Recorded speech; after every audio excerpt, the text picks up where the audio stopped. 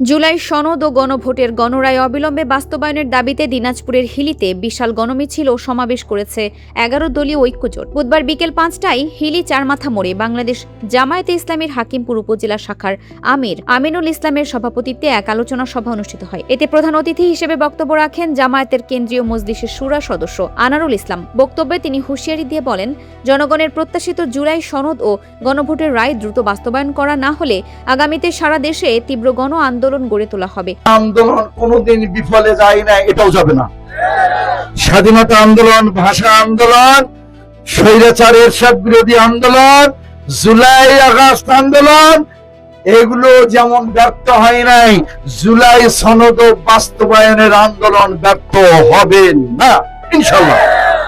আল্লাহ আমাদের সেই বিজয় দেখার তৌফিক দান করুন। আর সেই বিজয় অর্জনের জন্য যদি আল্লাহ আমাদেরকে কবুল করেন, শহীদ হতে রাজি আছেন তো? আমি কিন্তু রাজি আছি। সুতরাং শাহাদাতের তামান্না যারা পোষণ করে তাদের আন্দোলন কেউ দমাতে পারবে না ইনশাআল্লাহ। সমাবেশ শেষে হিলি চারমাথা মোড় থেকে ১১ দলীয় ঐক্য জোটের নেতাকর্মীদের অংশগ্রহণে একটি বিশাল গণমিছিল বের হয়। মিছিলটি হিলির প্রধান সড়ক প্রদক্ষিণ করে পুনরায় এক স্থানে এসে শেষ হয়। এতে জোটের বিভিন্ন পর্যায়ের বিপুল সংখ্যক নেতাকর্মী ও সমর্থক উপস্থিত ছিলেন।